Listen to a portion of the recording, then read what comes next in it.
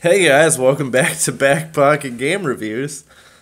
Um, so Nintendo, good old Nintendo, has stated, and we're going to talk about two separate things that Nintendo has recently talked about, and both of which refer or are talking about their supply and demand and their capability of providing stock for their product. So they recently stated there probably going to be some shortages of the Nintendo Switch console come the holidays. I literally read that and I was like, there's been shortages of the Nintendo Switch console since it came out, so who is this supposed to shock? Do you mean it's going to become shorter than what it is, or it's going to stay about the same, or it's going to get worse? Because I don't think worse is possibly an option unless you're just not manufacturing them.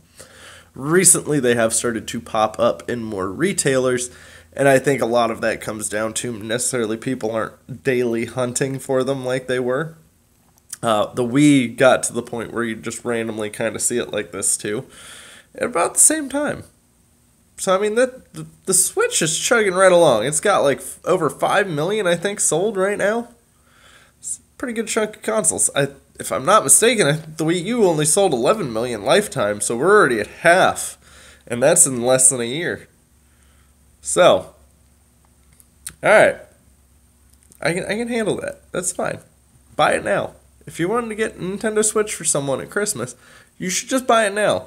There are not going to be Black Friday sales on a Nintendo Switch. The console is not a year old. You will not see that.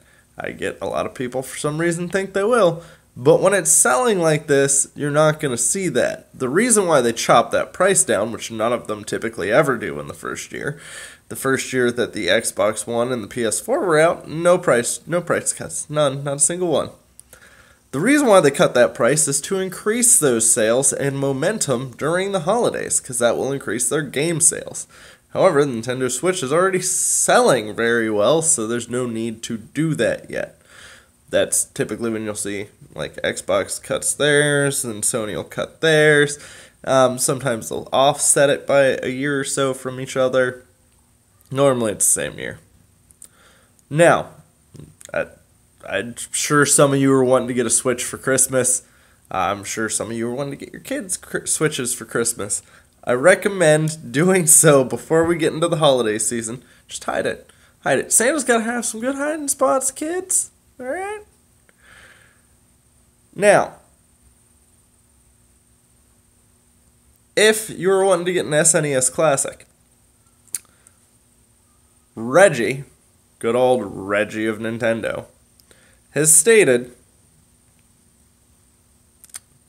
that don't pay the overwhelming prices on eBay. So, a lot of people freaked out and said the SNES Classic was handled terribly pre-order wise and blamed Nintendo. I want to be quite upfront about this. Nintendo had nothing to do with that. That is the retailers that run their midnights. Nintendo can't go, oh no, you can't do it this way. They're not allowed to tell a business how they can operate. They're not. It's, here's how many product we can sell you. There you go. Nintendo has no say in it outside of that. Nintendo can request things. That does not mean that the retailers need to listen or anything else. The launch was a bit chaotic. It was very hard for people to get them. But recently, the SNES Classic has been up on auction sites like eBay and so on and so forth.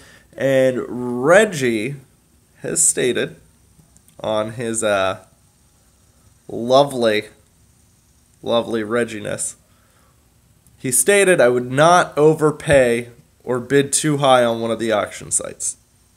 And then he had also commented that they increased the amount of supply for the SNES Classic. And with the NES Classic, apparently they honestly did not expect the demand.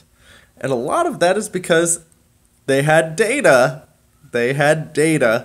from other flashback consoles at games showing that they weren't that popular, so they shouldn't really invest too heavily in it. So Nintendo based its potential sales revenue off of the at-games flashback consoles.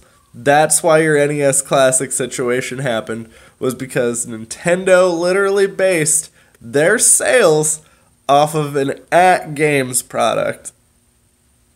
Way to go, Nintendo. While a lot of people might like the thought of a Sega Genesis, nice little Sega Genesis Classic, until it's actually made by Sega, it's gonna probably suck. Hell, maybe Nintendo could contact Sega and be like, "You want us to make you one? I mean, we can do this for you." It's at games stuff sucks. That's just how it works. The audio is terrible. The pitches, everything's off. Their ROMs aren't good. Just don't buy at games products. Also, Nintendo, don't ever base your sales off of an at games product. So, I would say this. If Nintendo is saying that they understand, like, oops, we know we made a mistake here, which that could actually be the case. If they really did base it off of at games sales, they said similar other product. Similar retro console. It's the at games flashback console. So, if they did base it off of that, I could understand why they didn't make as many. I then understand how they missed supply and demand. I get it. Now that fully makes sense. But they're also talking about how many more there's going to be, and it shouldn't be an issue this time around, and no one should be paying that much for it, is what Reggie said. So, yeah, good luck to us all on getting one. Evidently, this one shouldn't be as hard. As hard. It's still a Nintendo product, so it'll be decently hard to get still. But guys, let me know what you think down in the comments down below.